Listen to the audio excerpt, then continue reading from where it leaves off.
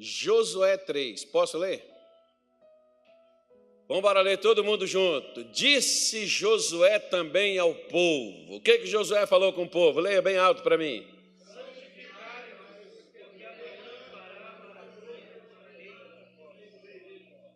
Dá uma vontade da gente colocar assim, santificai-vos hoje, né? Porque amanhã fará o Senhor maravilhas no meio de vós. Vamos ler de novo? Santificai-vos, porque amanhã fará o Senhor. Veja bem, se nós vamos pegar aqui então o texto aqui, já que é amanhã, quando que o meu amanhã começa? Começa quando? Você precisa de um milagre para quando? Não é para hoje? Então hoje você tem que começar a viver a vida do milagre que você almeja. Aqui, por exemplo, do povo de Israel, eles haviam chegado até os limites lá do Jordão, era o último impedimento entre eles e a terra que Deus havia prometido que lhes daria. Eles estavam lá parados, era primavera, diz a Bíblia, o Rio Jordão estava transbordando nas ribanceiras, ou seja, ele saiu do leito do rio, estava cheio, era impossível, acredito eu, nunca perguntei ao pessoal sobre a profundidade do Jordão. A largura, mais ou menos, eles passaram, é cerca de 30 metros, tem lugar que ele é 4 metros. Ele nem é tão largo assim, né? Eu nunca vi sobre a questão da profundidade dele. Mas, geralmente, quando o rio, por exemplo, transborda, ele aumenta muito a sua profundidade. Então, humanamente falando, era impossível que Israel atravessasse com aquelas condições que ali estavam.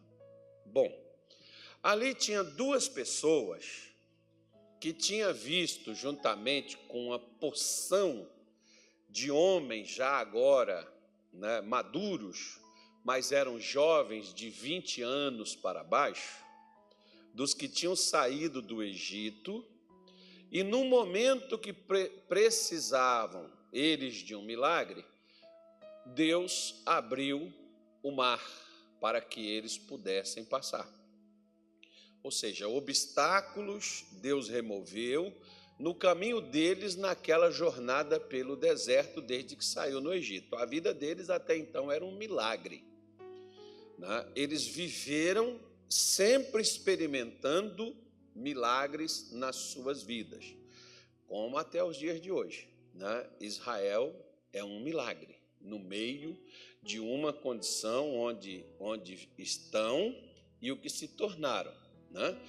Mas eles tinham uma consciência, a consciência a qual, por exemplo, para que esse milagre pudesse ocorrer, eles sabiam que não dependiam somente de Deus.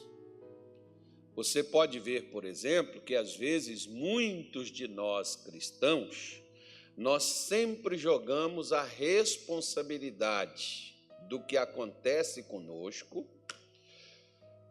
seja bom ou seja ruim, a gente lança essa responsabilidade para quem? Para Deus. O povo judeu, eles tinham uma concepção diferente, e tem até os dias de hoje. E todo cristão consciente, ele sabe que no mínimo, eu preciso crer no que Deus me diz. No mínimo. Mas a galera, a maior parte, diz assim, não, Deus, que a hora que Deus decidir, Ele faz, que Ele quiser, Ele faz, se for dele, Ele faz, se Ele desejar, Ele faz, na hora que Ele quiser, Ele faz, quando quiser, Ele vai, quando quiser, Ele dá, ou seja, fica algo mais ou menos assim, aberto nesta natureza. Então, o que Deus disse para Josué, e o que Josué chega aqui e diz ao povo que eles deveriam fazer uma coisa para alcançar os milagres de Deus. E o que Josué mandou eles fazer? Santificai-vos. Se você falar para não, eu vou fazer essa pergunta para você, mas não quero que você responda, não. Você sabe o que é santificar? Você sabe o que é? É igual quando você fala assim, você tem fé, as pessoas, pastor, o que eu mais tenho é fé. Aí quando você diz assim, eu tenho muita fé, pastor, mas eu estou com um problema. Ué, irmão, pera lá, você tem fé ou você tem problema? Quem tem fé não vê problema, não. Mas não existe problema para quem tem fé? Claro que existe. Mas a sua fé não esmorece diante de problemas. Né? É a mesma coisa quando ele diz assim, você crê em Deus? Todo mundo, é claro que eu creio muito em Deus, eu acredito muito. Aí quando você diz assim, então te acalma, fica tranquilo, vai dar tudo certo. Ai, pastor, mas o problema é que essa situação está tirando meu sono, essa situação está tirando minha paciência, eu não sei mais o que eu fazer. Mas pera lá, você crê ou não crê? Ou seja, quando a gente diz, por exemplo, para alguns crentes, por exemplo, você precisa se santificar. Aí o cara diz assim, eu preciso orar e jejuar. É o que às vezes alguns entendem como santificação. Quando você fala, por exemplo, Josué não precisou nem sequer explicar aos judeus o que era santificar. Porque para eles entendem duas coisas. Com a palavra santificação. Eles precisavam se purificar, se tornarem limpos e remover das suas vidas aquilo que não era de Deus. Esse é o significado de santificação. Por quê? Porque, irmão, não basta só eu afirmar a minha fé, isso é importante, declarar a minha crença em Deus, em Jesus Cristo, muito legal.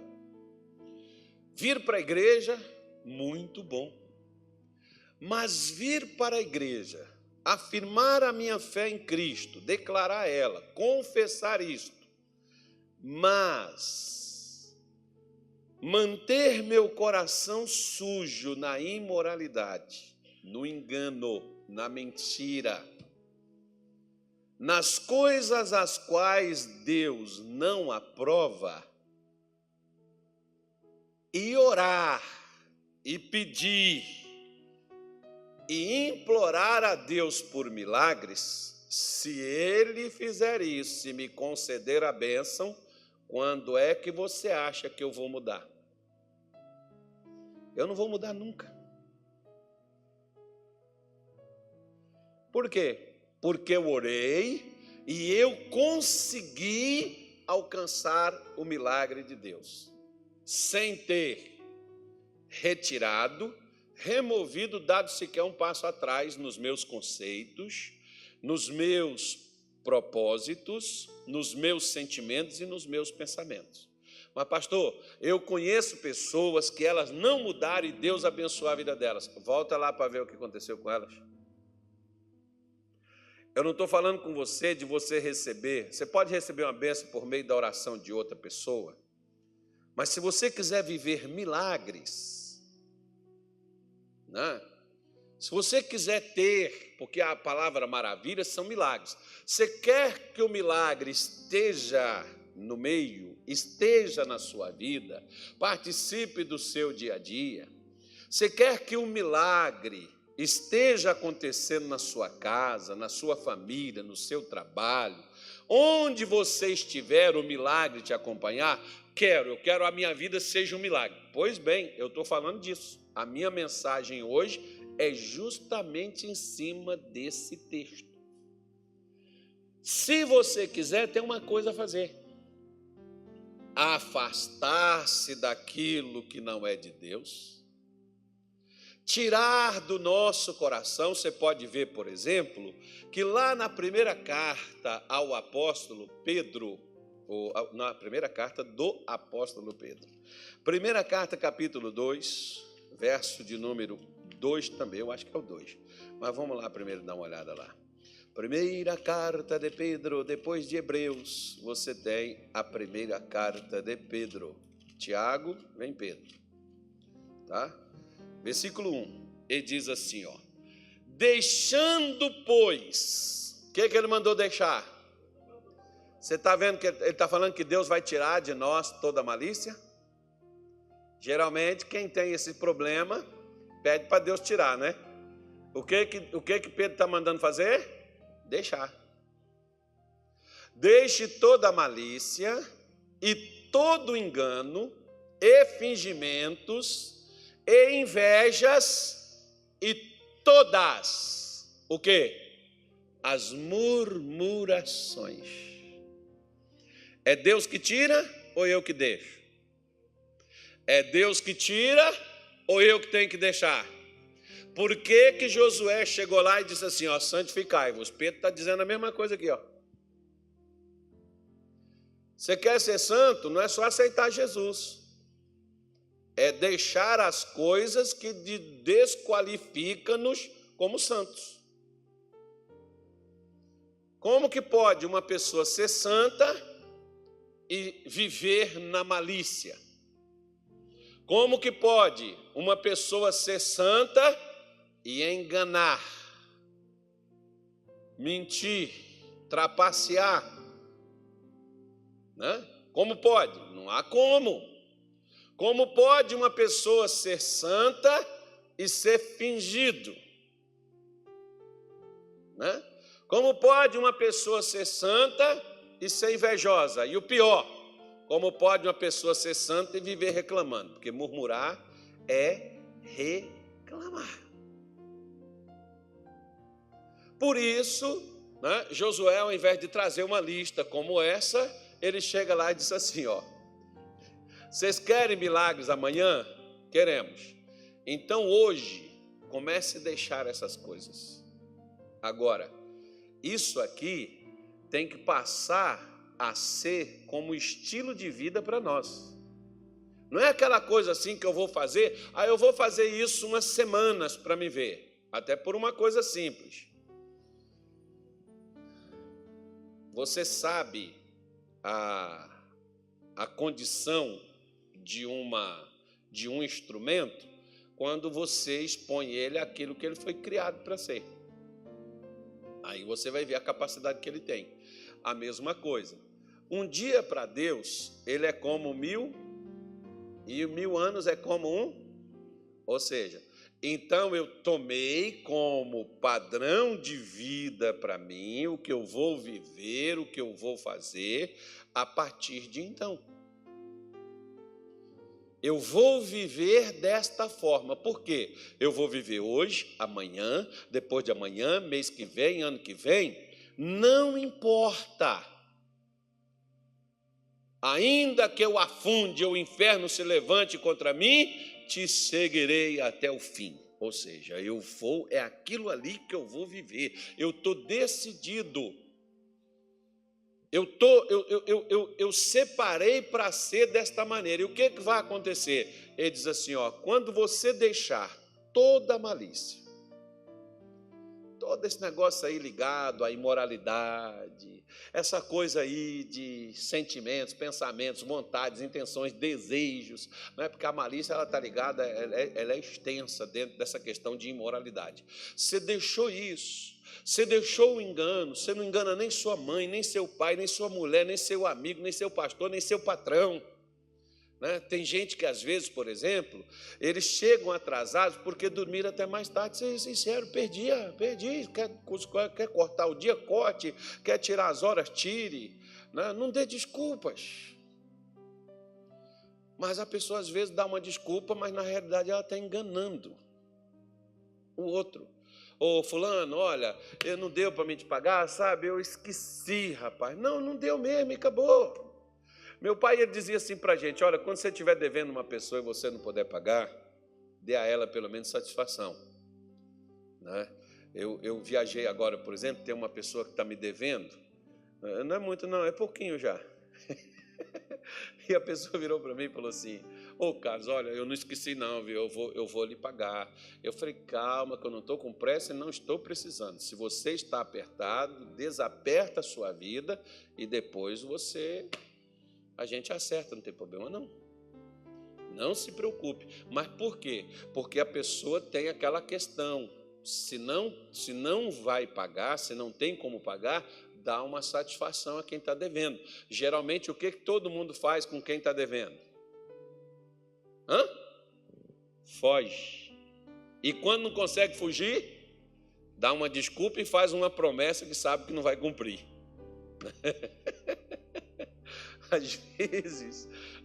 Às vezes a pessoa já deveria chegar lá e falar a sinceridade. Uma vez, por exemplo, uma senhora, ela pegou com um agiota lá no Rio de Janeiro, ela pegou R$3.000 na época, ela recebia R$3.000. Como é que ela vai pagar um negócio desse, irmão?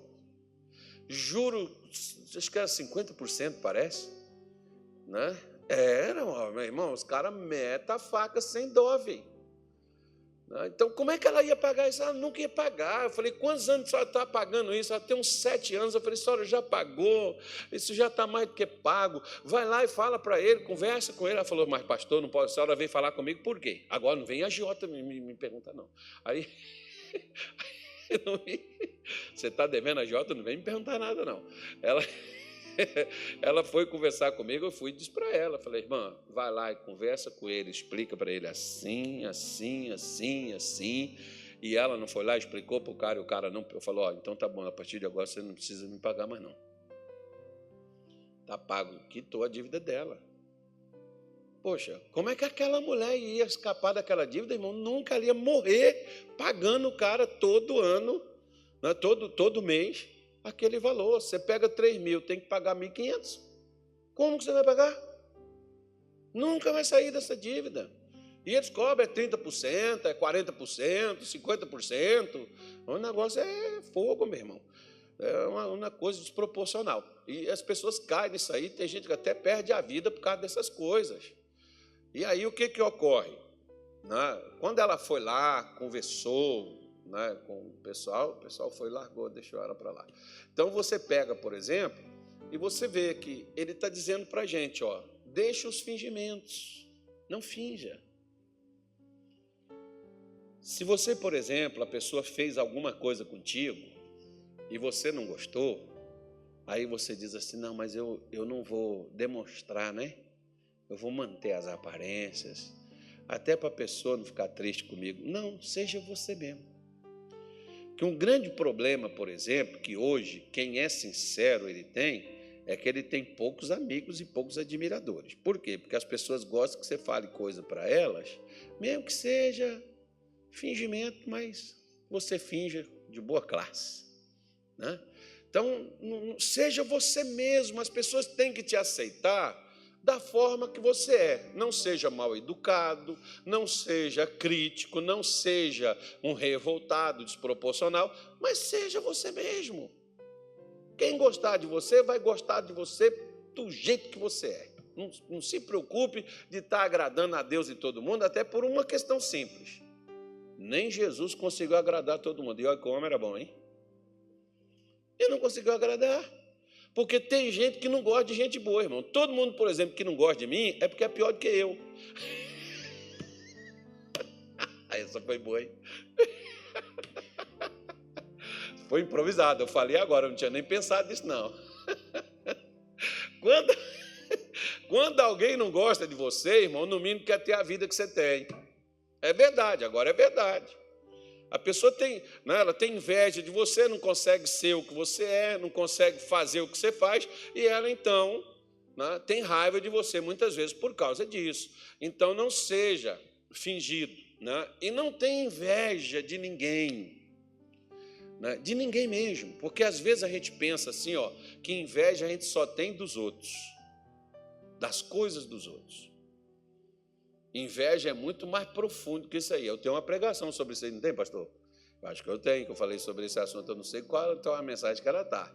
né, que eu já falei sobre a questão da inveja. A inveja não é só você querer ter o que é dos outros. Ela é bem mais profunda do que isso daí, né? E todas as murmurações, as reclamações. Às vezes, por exemplo, o que muitas pessoas elas fazem?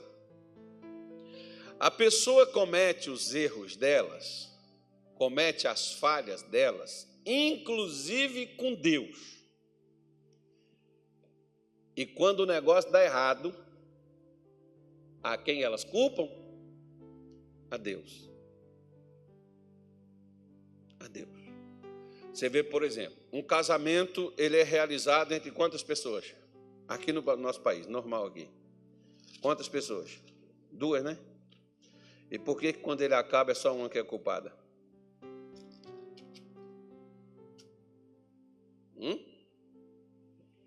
Porque nesses anos, acho que vai fazer 31 anos, parece. Estou caminhando para 31 anos, que eu prego o Evangelho, só teve até hoje um camarada, um homem, que chegou para mim e disse assim: pastor, eu sou o maior culpado do meu casamento ter acabado. Minha mulher, e fui eu que traí ela, pastor. Fui eu que fui desonesto. Fui eu que fui infiel. Ela tinha os erros dela? Tinha. Mas quem cometeu o pior erro fui eu. Você vê por que Deus ele admirava Davi? E por que Deus disse que Davi era um homem segundo o seu coração? Por quê? Porque quando Davi errou, ele não disse assim: pô, Batseba também estava lá toda oferecida e eu caí de patinho, porque também ela estava lá no meu quintal praticamente, né? Se ela não tivesse lá exposta como estava, eu também não teria caído. Não. Ele diz: pô, Urias também, ao invés de cuidar da mulher dele, ao invés de, né, suprir ela, para ela não estar fazendo o que ela fez, pô, o cara não fez. Não tinha ninguém da família dela cuidando dela, dar ela juízo, cuidar dela, vigiar ela. Também não. Sabe o que ele falou? Eu pequei, somente pequei e fiz o que era mal aos olhos do Senhor. Ele assumiu. O missionário diz que é melhor a gente ficar vermelho por um minuto do que amarelo pelo resto da vida. E às vezes tem gente que prefere ficar amarelo o resto da vida. Porque se tiver que passar vergonha, né, às vezes tem pessoas que dizem: pastor, eu tenho vergonha. Então, outro dia eu fui conversar com uma mulher, por exemplo, falei com ela assim: pega os 2 pés e bate assim no chão. E ela bateu. Eu falei assim: o que é que o senhor está falando? Eu estou mandando você pegar a sua vergonha e pisar nela. Agora nós vamos conversar sem vergonha, né? Vamos tratar o assunto aqui que tem que ser tratado, e a vergonha você já pisou nela. Então esquece esse negócio de vergonha, deixa a vergonha de lado e vamos tratar do assunto. Porque às vezes as pessoas deixam, né, de falarem a verdade por causa da vergonha. Você fez? Não devia ter feito, mas fez, fiz. Assuma. Não coloque nos outros a culpa dos seus problemas, a causa da sua dor. Mas a pessoa me fez muito sofrer. Mas você também recebeu esse sofrimento e guardou essa coisa dentro de você. Por que você não jogou isso fora? Geralmente, por exemplo, se alguém te der um animal podre, o que você vai fazer? Você vai guardar ele? Você vai jogar ele fora. Então, por que quando as pessoas fazem críticas e ofensas, por que você guarda? Quando as pessoas te machucam, te ofendem, por que você guarda? Joga fora. Põe isso para fora, meu irmão. Você fica alimentando essas coisas aí, daqui a pouco você está chateado com tudo, com todos. E muitas vezes, sabe o que acontece? As pessoas que mais desprezam a Deus são as que mais culpam eles dos seus fracassos, e Deus não é o culpado. Quer ver? Pega a tua Bíblia aí em 1 Samuel capítulo 4. Bora lá. Ele falou para santificar, né? Que Deus faz milagre. Israel estava numa guerra contra os filisteus. Diga-se, novidade. Mas vamos aqui na Bíblia, aqui, ó, diz assim, ó, capítulo 4, versículo 1 de primeiro livro de Samuel. E veio a palavra do Senhor a todo Israel, e saiu ao encontro, a peleja aos filisteus, e se acampou junto a Ebenezer. O que essa palavra diz aqui que o profeta colocou o nome lá, o dia que ele pôs uma pedra e ele disse Ebenezer, virou uma cidade. O que isso aqui quer dizer? Até aqui nos ajudou o Senhor. E os filisteus se acamparam junto à Afeca. E os filisteus se dispuseram em ordem de batalha para sair de encontro a Israel. E estendendo-se a peleja, Israel foi ferido diante dos filisteus, porque feriram na batalha, no campo, uns 4.000 homens. E tornando o povo ao arraial, disseram os anciões de Israel: por que nos feriu o Senhor hoje diante dos filisteus? Tragamos de Siló a arca do concerto do Senhor, e venha no meio de nós, para que nos livre da mão dos nossos inimigos. Maravilha, coisa linda, gente do céu. Eu fico assim, sabe, parece que a pessoa está tão perdida, que ela mesmo está aqui dizendo por que aquilo aconteceu, mas está culpando quem? Primeiro, onde é que Deus estava? A arca, por exemplo, era o maior símbolo da presença de Deus no meio do povo. Tanto é que ela tinha que ficar no meio. As tribos, por exemplo, elas eram colocadas dos lados, e ela tinha que ficar bem no meio ali, porque era Deus presente ali no meio para proteger a todos, para guardar e livrar a todos. Mas só que na hora que, por exemplo, que eles foram para a batalha, onde que eles largaram a arca? Onde que eles largaram? Deixaram ela lá onde ela estava. Você já viu, por exemplo, como a gente faz também com Deus? Onde é que a gente põe Ele? A gente não ora, a gente não lê, a gente não pede direção. Quando as coisas dão errado, a gente diz assim: Senhor, por que o Senhor deixou isso acontecer comigo? Deus não deixou, irmão. Quem foi você que foi sozinho. Se você e eu parássemos antes de começarmos qualquer coisa, talvez Deus dissesse: não vá por aí, não faça isso. Quantas vezes, por exemplo, eu quero te dizer uma coisa, que esses dias eu estava fazendo uma oração, e você sabe qual foi a oração que eu fiz para Deus? Senhor, não me deixe fazer o que eu quero. Sabe por quê? Porque muita coisa que você faz, se Deus pudesse, Ele não te deixaria fazer.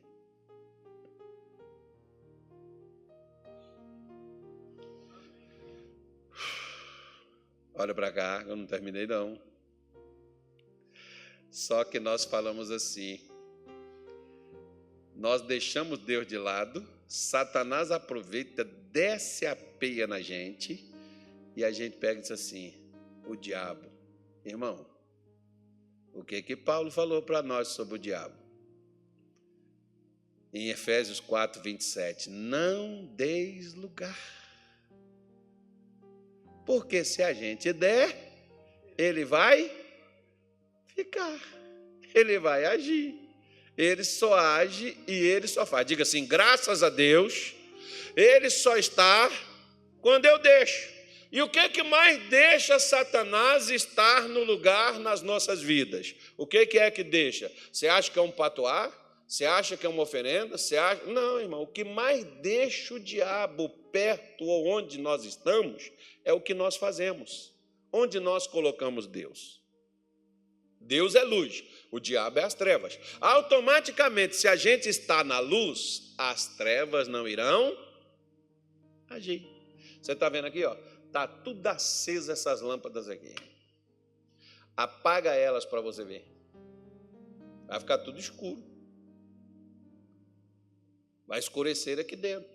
Vai virar noite aqui, igual lá fora. Lá fora ainda tem as luzes dos postes ainda. né? Mas suponhamos igual, de vez em quando está dando uns apagões aí, você já viu? Acho que é tanto calor e tanto ar ligado, irmão, que até o cachorro lá em casa, de vez em quando você abre a porta assim, ele chega assim para perto da porta. Acho que até o cachorro está com calor. Gente, o negócio não está calor, né? O negócio está um forno de assar frango. É um negócio assim, rapaz do céu.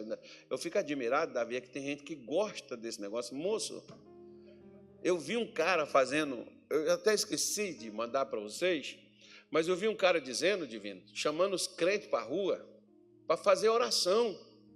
Porque ele disse assim, eu acho que o diabo cansou lá do inferno e veio morar aqui em Cuiabá. Olha o que o cara falou, irmão.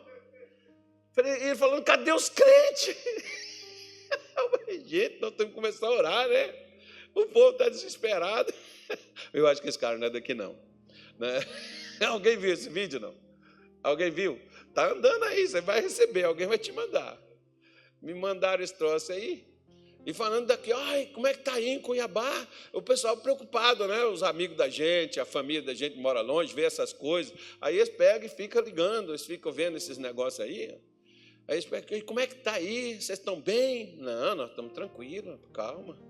Está tudo certo. Choveu, né? Ontem, choveu hoje também, né?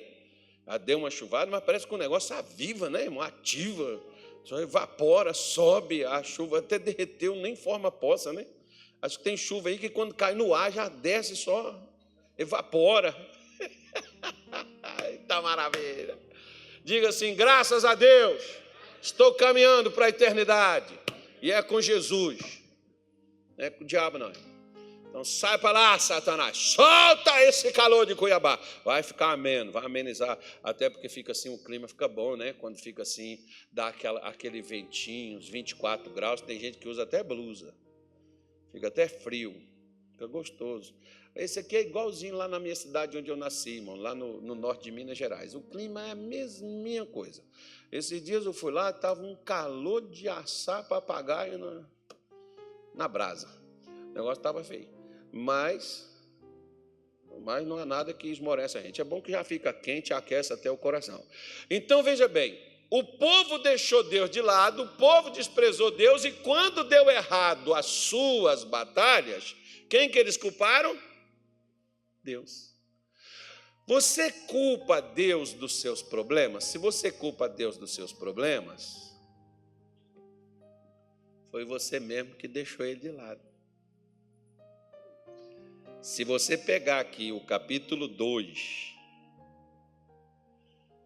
de Samuel e o 3, você vai ver que quem afastou-se do culto, quem fazia o culto de qualquer maneira, quem andava de qualquer forma, a tal ponto desse povo aqui, por exemplo, eram os sacerdotes. Quando o povo se reunia no culto, tinha sacerdotes que estavam lá nas tendas, na porta do tabernáculo, e eles estavam lá prostituindo, e depois vinham para fazer as coisas para Deus. Se os sacerdotes estavam assim, imagina o povo, a ponto de ter pessoas a aconselhar os sacerdotes a não fazer o que eles estavam fazendo tangente ao culto. Você já pensou? O membro ter que chegar e dizer para o pastor que o pastor não deveria fazer determinadas coisas as quais o pastor está agindo de modo errado? É a mesma coisa do filho ter que chegar para o pai e dizer assim, pai, está errado o que o senhor está fazendo, não faz isso com a mamãe, não faz isso com a minha irmã, pai, o senhor está tendo uma atitude errada, estranha, o senhor como pai, como marido, o senhor não poderia estar agindo dessa maneira com esse tipo de comportamento, o senhor está errado. Era assim que estava a situação. Agora, quando veio a batalha, eles vão para a batalha e quando eles perdem, quem é o culpado? Deus. Como é que eu não coloco Deus em curso e aí quando dá errado ele é o culpado? E aí quando eles fracassaram, ainda bem que eles são sinceros, né? Na hora que eles fracassaram, eles disseram assim, vamos buscar a arca e vamos trazê-la para Deus nos livrar das mãos dos nossos inimigos. Vamos colocar ela aqui no nosso meio, porque a única coisa que eles queriam era o livramento. Interessante. Tem gente que quer a cura, a prosperidade, a bênção e a vitória. Só não quer consertar. Só não quer deixar aquelas coisas como aquelas que Pedro mencionou. A pessoa quer o milagre, mas ela não quer limpar seu coração. Ela não quer lavar as suas mãos. Ela não quer tirar os olhos de onde eles estão. Ela não quer parar de ouvir o que ela tem ouvido. Ela não quer parar de falar o que ela tem dito. Ou seja, eu quero a bênção, mas eu não quero mudança. Você sabe o que Deus mais Ele quer na sua vida e na minha? Não é nem tanto nos abençoar financeiramente, espiritualmente, na família. O que Ele quer é a nossa mudança, sabe por quê? Porque nós somos eternos. Um dia tudo aqui passa.